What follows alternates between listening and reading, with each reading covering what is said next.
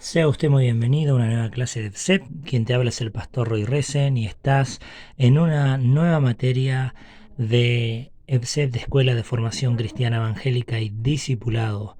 En este momento vamos a estar tratando el último video, el video número 6 de la materia Introducción a la Eclesiología. Y vamos a hablar del sostenimiento de la iglesia. Esta es la lección número 6, sostenimiento de la iglesia. Voy a leer en el libro de Deuteronomio, capítulo 30, versículo 15, dice: Mira, yo he puesto delante de ti hoy la vida y el bien, la muerte y el mal, porque yo te mando hoy que ames a Jehová tu Dios, que andes en sus caminos y que guardes sus mandamientos, sus estatutos y sus decretos, para que vivas y seas multiplicado, y Jehová tu Dios te bendiga la tierra, la cual entras para tomar posesión de ella. Mas si tu corazón se apartare y no oyeres, y te dejares extraviar y te inclinares a dioses ajenos y les sirvieres, bueno, luego sigue hablando lo que ocurriría.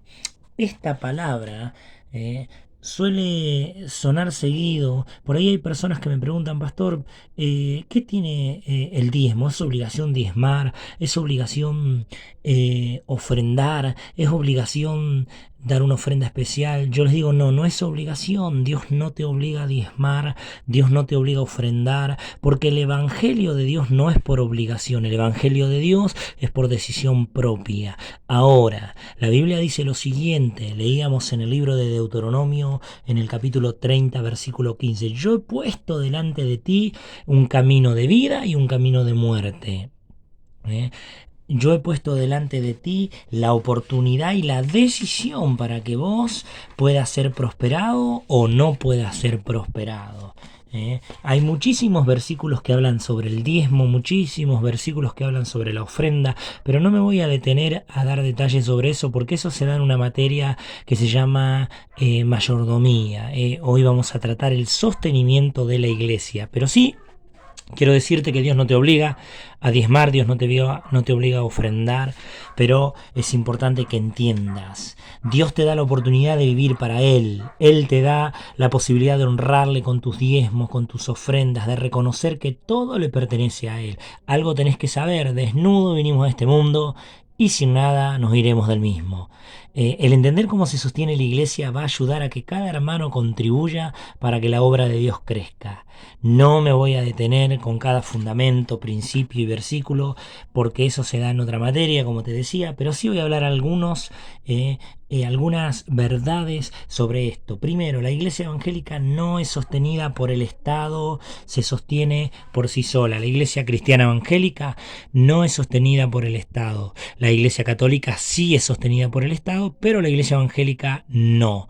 En la Constitución Nacional, en el artículo 1, dice que la forma representativa, republicana del Estado ha decidido tomar como religión legal a la Iglesia Católica, y que no hay otra religión reconocida o sostenida sobre el suelo argentino. Luego, en el artículo 14 dice que todos tenemos derecho a ejercer la religión que queramos.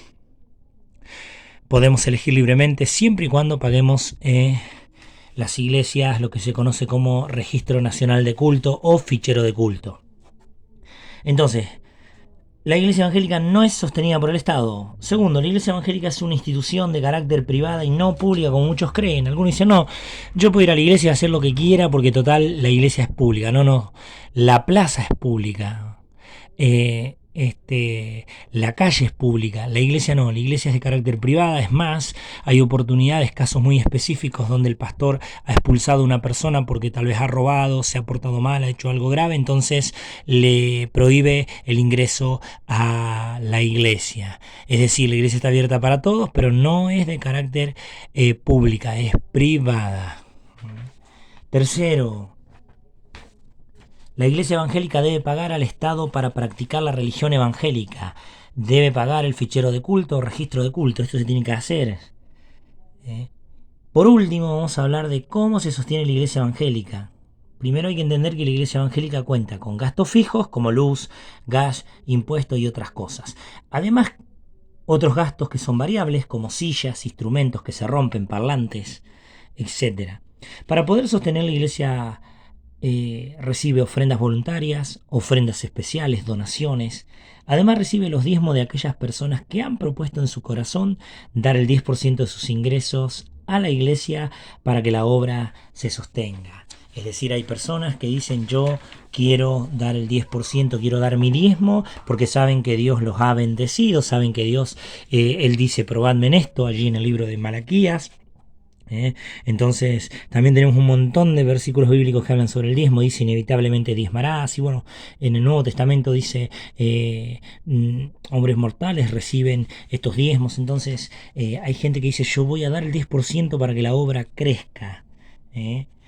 Para ir cerrando este tema, tenemos que entender que la obra de Dios muchas veces se encuentra limitada por la avaricia y el egoísmo de la gente. La Biblia dice mejor es dar que recibir. Lo ideal sería que todos colaboremos con la iglesia y así la iglesia se sustente por sí sola con los diezmos y las ofrendas, y además que el pastor no tenga que trabajar en lo natural, sino que pueda ser sostenido por la iglesia y dedicarse a ser un pastor tiempo completo. Yo, por ejemplo, lamentablemente debo trabajar media jornada, medio día en ocupaciones seculares, porque la iglesia donde estoy no es lo suficientemente grande para poder vivir de los diezmos y de las ofrendas. Apenas llegamos a cubrir los gastos de la iglesia. Entonces por esa razón es que uno tiene que trabajar, y eso le quita tiempo al pastor. Lo ideal sería que el pastor esté tiempo completo y pueda ser sostenido por la iglesia. Lamentablemente la mayoría de las veces los pastores trabajan solo media jornada debido a la falta de ingresos de la iglesia, o por ahí tienen que vender cosas o hacer o rebuscársela, porque por ahí, ¿no? Imagínense que uno como pastor, si vive de los diezmos y de las ofrendas con la avaricia que hay de la gente, con el egoísmo, la familia pastoral pasaría necesidades. Entonces, muchas veces nosotros decimos, no toman como trabajo el hacer del pastor, pero créame que es un trabajo bastante complicado, un trabajo que muchas veces influye en la salud, es un trabajo que te lleva tiempo, es un trabajo que te lleva dedicación, y también que uno tiene que ser muy profesional. Dice, amados alumnos, que Dios les bendiga grandemente, terminando ya con esta cartilla, esperamos que esta materia haya sido de bendición y que usted se pueda sentir bendecido. Recuerde, apoye la obra de Dios, apoye a su pastor, aprenda a diezmar, a ofrendar, a ayudar, a colaborar con los gastos de la iglesia, con ayudando a que la obra salga adelante. Esto ha sido la lección número 6, la última lección de la materia Introducción a la Eclesiología, y quien te habló fue el pastor Roy Resen, y espero que esto haya sido de bendición para tu vida. Nos veremos en otra materia de EBSET. Que Dios te bendiga.